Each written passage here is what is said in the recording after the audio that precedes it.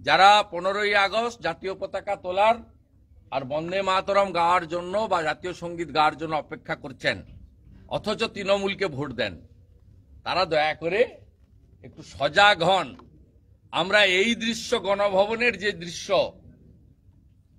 ভিডিওতে দেখেছি, লুটেরাদের দৃশ্য, এই দৃশ্য 21 সালে বিধানসভা নির্বাচনে ভারতীয় জনতা পার্টি পরাজয় হওয়ার পরে এই মডেল আমরা পশ্চিমবঙ্গে দেখেছিলাম। অত্যন্ত কিছু চাঞ্চল্যকর বক্তব্য বললেন বিরোধী দলনেতা শুভেন্দু অধিকারী। তার মধ্যে তিনি যেটা বললেন যে 15ই আগস্ট যদি আপনারা চান যে প্রত্যেক বছর স্বাধীনতা দিবসে পতাকা উত্তোলন করবেন, আর একই সঙ্গে যদি ভাবেন তৃণমূল কংগ্রেসকে ভোট দেবেন, বাংলাদেশের এই সমস্ত ঘটনাগুলো দেখে আজই আপনারা সতর্ক হন। আর যদি ভাবেন যে 500,000 টাকার লক্ষ্মীর ভাণ্ডার পেয়েই আপনারা নিশ্চিন্ত, তাহলে কিন্তু আরও একবার পশ্চিমবঙ্গ সুরাবর্দীদের হাতে চলে যাবে, তখন কিন্তু রক্ষা করার কেউ থাকবে না। এবং বললেন 2031 পর্যন্ত একটা সময়সীমাও বেঁধে দিলেন। সম্ভবত তিনি বোঝাতে চাইলেন যে 2031ই হচ্ছে একেবারে শেষ সময়। তার আগে যদি পশ্চিমবঙ্গের সামগ্রিক পরিস্থিতি যদি না বদলায়, সেক্ষেত্রে আজকে ওপার বাংলায় যে কাণ্ড কারখানা আমরা দেখছি, আগামী দিনে এপার বাংলাতেও সেই কাণ্ড কারখানা দেখলেও অবাক হওয়ার কিছু থাকবে না বলে একেবারেই জানিয়ে দিলেন বিরোধী দলনেতা শুভেন্দু অধিকারী। পুরো বক্তব্যটা শোনাবো, বিরোধী দলনেতার পুরো বক্তব্যটা আপনাদের শোনাবো। শোনাটা পশ্চিমবঙ্গবাসীদের জন্য এই জন্যই দরকার, যারা মনে করছেন শুভেন্দু অধিকারীর এই বক্তব্যে কোনো সারবত্তা নেই, নিশ্চিতভাবে একেবারে ডাস্টবিনে ছুঁড়ে ফেলার মতো ফেলে দিতে পারেন। আর যাদের মনে হচ্ছে শুভেন্দু অধিকারী যে বক্তব্য বললেন সেটাতে আমাদের সচেতন হতে হবে, তা না হলে আমাদের পড়শি দেশ ঠিক এইরকম একটা আগ্নেয়গিরি স্তূপের ওপর বসেছিল, সেটা যেমন আমরা এপার বাংলা থেকে বসে কল্পনাও করতে পারিনি, আন্দাজও করতে পারিনি, ঠিক তেমনিভাবেই পশ্চিমবঙ্গেও যে ধরনের কার্যকলাপ চলছে সেটাও কিন্তু হাতের বাইরে চলে গেলেও অবাক হবার কিছু থাকবে না। শুভেন্দু অধিকারী বললেন, ওপার বাংলায় গণভবনে যেভাবে সাধারণ মানুষ ঢুকে গিয়ে যেভাবে আইন হাতে তুলে নিয়ে যা কার্যকলাপ কাণ্ড কারখানা করেছেন, ঠিক সেই মডেলে কিন্তু এই পশ্চিমবঙ্গে 2021 সালে যখন নির্বাচন হয়েছিল এবং নির্বাচন উত্তরের যে হিংসা, সেগুলো কিন্তু ওই একই মডেলে হয়েছিল বলে জানালেন বিরোধী দলনেতা। শুভেন্দুবাবু বললেন যে যদি চান গণতন্ত্র বজায় রাখতে, তাহলে ওই লক্ষ্মীর ভাণ্ডারের 500,000 টাকা থেকে এবার একটু বেরিয়ে আসুন এবং এবার একটু ভাবতে শিখুন, ওপার বাংলার এই ঘটনাগুলো থেকে একটু শিক্ষা নিতে শিখুন। যদি চান ভারতবর্ষের বুকে স্বাধীনতা দিবসে পশ্চিমবঙ্গবাসী হিসাবে আপনারাও সামিল হবেন, তাহলে কিন্তু সঠিক জায়গায় পদক্ষেপ নিতে হবে। আর স্বাধীনতা দিবসে পতাকা উত্তোলন করবেন আর তৃণমূলকে ভোট দেবেন, দুটো একসঙ্গে হয় না। বিরোধী দলনেতা তার বক্তব্য বললেন। আসুন তার পুরো বক্তব্যটা আপনাদের শোনাবো। পুরো বক্তব্যটা আপনারা শুনে, ওই যে বললাম, যদি মনে হয় তার বক্তব্যে কোনো সারবত্তা নেই, একেবারে ডাস্টবিনে ছুঁড়ে ফেলে দিন। আর যদি মনে হয় তার বক্তব্যে সারবত্তা রয়েছে, তাহলে সতর্ক হওয়ার যে সময় অনেক আগেই চলে এসেছিল, সেটা বোধহয় আর বুঝিয়ে বলার আপনাদের দরকার পড়বে না ওপার বাংলার দৃশ্যগুলো দেখে। শুনুন শুভেন্দু অধিকারীর বক্তব্য, পুরো বক্তব্যটা। খুব দুর্ভাগ্যের বিষয়, আমি যখন ভারত বিরোধী বা প্রধানমন্ত্রী বিরোধী স্লোগান দেওয়ার জন্য বাংলাদেশ ডেপুটি হাই কমিশনারের অনুমতি নিয়ে 20 জন বিজেপি বিধায়ক নিয়ে আমি যখন যাচ্ছিলাম, তখন আমাকে মমতা ব্যানার্জির পুলিশ বাধা দেয়।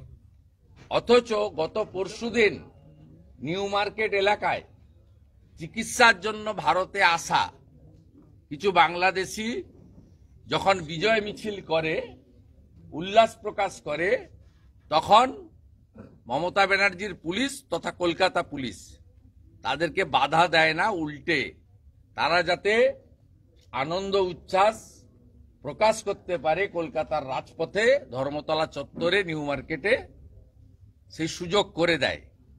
এটা পশ্চিমবাংলায় যারা রাষ্ট্রবাদের পক্ষে, ভারতীয় সংস্কৃতির পক্ষে, যারা 15ই আগস্ট জাতীয় পতাকা তোলার আর বন্দে মাতরম গাওয়ার জন্য বা জাতীয় সঙ্গীত গাওয়ার জন্য অপেক্ষা করছেন, অথচ তৃণমূলকে ভোট দেন, তারা দয়া করে একটু সজাগ হন। আমরা এই দৃশ্য, গণভবনের যে দৃশ্য ভিডিওতে দেখেছি, লুটেরাদের দৃশ্য, এই দৃশ্য 21 সালে বিধানসভা নির্বাচনে ভারতীয় জনতা পার্টি পরাজয় হওয়ার পরে এই মডেল আমরা পশ্চিমবঙ্গে দেখেছিলাম। তাই পশ্চিমবঙ্গে যারা এখনো ভাবছেন যে ভাতা তো পাই, আমার কি, তাদের বলবো 31 সালের জন্য প্রস্তুত হন। যদি আপনারা এখনো সজাগ না হন, আরেকটা সুরাবর্দির হাতে এই বাংলাও যাবে। শুনলেন, নিশ্চিতভাবে আপনাদের মধ্যে অনেকেই ডাস্টবিনে ফেলে দিয়েছেন শুভেন্দু অধিকারীর এই বক্তব্য। তবে হ্যাঁ, আমি বিশ্বাস করি অনেকেই শুভেন্দু অধিকারীর এই বক্তব্যটাকে সিরিয়াসলিও ধরেছেন। যারা ডাস্টবিনে ফেলে দিলেন শুভেন্দু অধিকারীর এই বক্তব্য, তাদেরকে শোনাবো যে আপনারা ডাস্টবিনে ফেলতেই পারেন। মনে হতেই পারে যে শুভেন্দু অধিকারীর এই বক্তব্যগুলো একেবারেই পশ্চিমবঙ্গের সঙ্গে কোনো সম্পর্কিত নয়, তার কারণ আমরা দারুণ সুরক্ষিত রয়েছে, আপনারা ভাবতেই পারেন। কিন্তু ওপার বাংলা যে এইরকম ভলক্যানোর মধ্যে বসেছিল, সেটা কি ভ্রূণাক্ষরে আপনারা কেউ কখনো টের পেয়েছেন? যে শেখ হাসিনা এই জানুয়ারি মাসে একেবারেই লোকসভা ভোটে সেখানে জিতে এবং দারুণভাবে মেজরিটি নিয়ে জিতে ক্ষমতায় আসলেন, সেই শেখ হাসিনাকে 7 মাসে নির্বাচনে জিতে আসার পর যে শুধুমাত্র এই পদত্যাগ করতে হবে এরকম নয়, দেশত্যাগ করতে হবে এবং এইভাবে ভ্যান্ডালিজম চলবে, সেটা আপনারা তো ছাড়ুন, পশ্চিমবঙ্গবাসী হিসাবে আপনারা ছেড়ে দিন, শেখ হাসিনাও সম্ভবত টের পাননি। আপনাদের শোনাতে চাইবো যে বাংলাদেশের এই মুহূর্তে নাগরিকরা, সমস্ত নাগরিকদের বক্তব্য তো আমি বলতে পারবো না, তারা এই বাংলাদেশকে আলেমা উলেমাদের দেশ হিসাবে দেখতে চাইছেন এবং বাংলাদেশকে ইসলামিক কান্ট্রি হিসাবে দেখতে চাইছেন। আসুন তাদের বক্তব্যটা আপনাদের শোনাই এবং আপনারা শুনলেই বুঝতে পারবেন, এর সঙ্গে রিলেট করতে পারবেন যে হিন্দু নিধন যজ্ঞটা এটা একেবারেই প্রি প্ল্যান্ড। শুনুন, এই সমস্ত বাংলাদেশিদের আওয়াজ শুনুন। এরা নাকি ছাত্রনেতা, এরা নাকি কোটার জন্য আন্দোলন করেছিলেন। শুনুন। শাসন দেখতে চাই উলামায়ে কেরাম।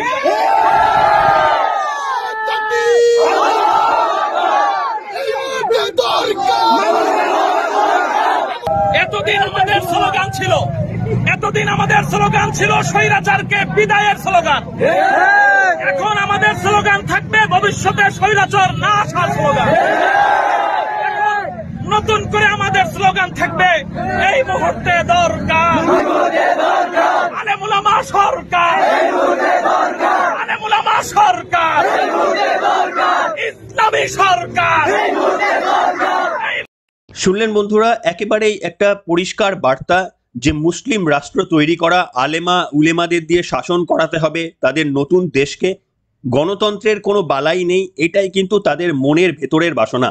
এবং সত্যি যদি এটাই বাংলাদেশের লক্ষ্য হয়, তাহলে 1971 সালের ওই মুক্তিযুদ্ধের কি কোনো প্রয়োজন ছিল?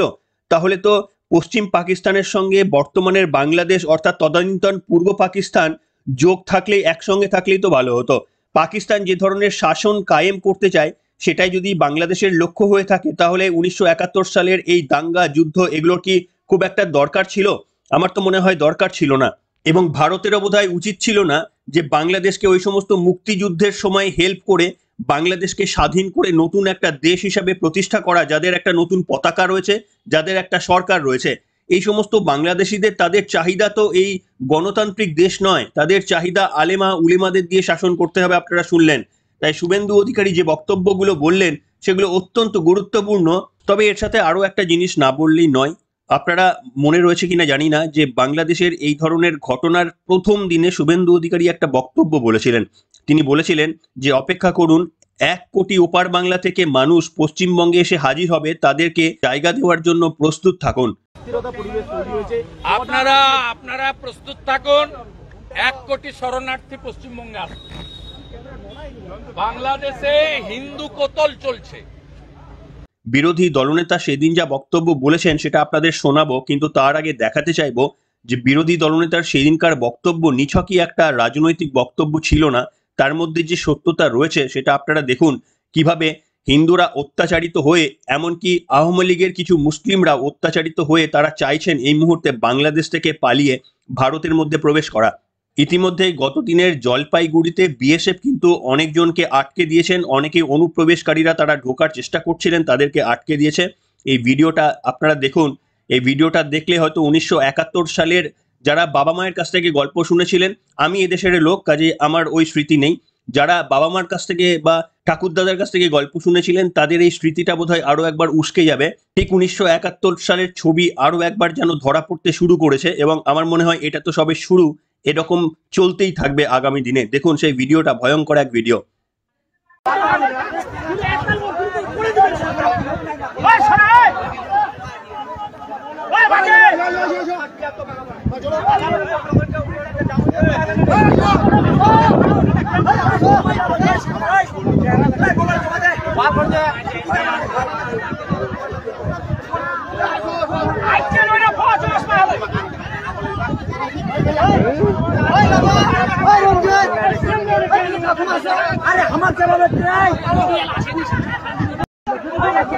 দেখলেন চিত্রটা, একেবারেই গা কাঁপিয়ে দেওয়া একটা চিত্র। তার কারণ পশ্চিমবঙ্গে যদি এত এত অনুপ্রবেশকারী ঢুকতে থাকে, রাতারাতি পশ্চিমবঙ্গের কি হাল হবে আমি জানি না।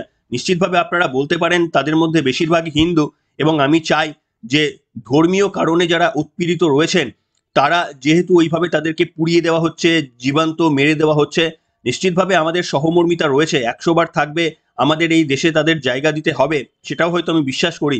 কিন্তু এরপরে পড়শি দেশগুলো বা ভারতবর্ষের পড়শি দেশগুলোর আর বলার কোনো অধিকার থাকে না সেকুলারিজমের তত্ত্ব।